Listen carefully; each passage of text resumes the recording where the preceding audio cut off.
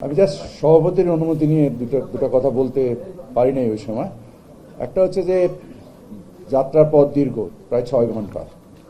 প্লেনের মধ্যে টয়লেট কিন্তু সংখ্যায় কম, সো প্লেনে ওঠার আগে আমরা একটু আমাদের টয়লেট সব সেরে উঠব এবং অপ্রয়োজনে পানি খাবো না, যার ফলে আমাদের জন্য টয়লেটে যাওয়ার প্রয়োজন খুব বেশি না হয়। কারণ স্বাভাবিকভাবে এত মানুষের টয়লেট ম্যানেজ করা প্লেনে কিন্তু একটু কঠিন হয়। সো পরামর্শ আকারে আমি আপনাদেরকে বলবো 6 ঘন্টা যাত্রা। আর আমি জাস্ট ওয়েদার দেখছিলাম যে রাত 10টার পরের থেকে রাত 11টার দিক থেকে সকাল 9টা পর্যন্ত মক্কা শরীফের weather is reasonable. Temperature difference মানে দিনের থেকে রাতে প্রায় 10 ডিগ্রি। সো এই সকাল 9টা থেকে টেম্পারেচারটা অনেক বেশি বেড়ে যাচ্ছে। সো আমার মনে হয় আমাদের স্বাস্থ্য ঝুঁকির যে বিষয়গুলো আছে এবং নিরাপত্তার যে বিষয়গুলো আছে, আমরা জানি যে অনেকে দুর্ঘটনাজনিত কারণে আহত বা নিহত হন।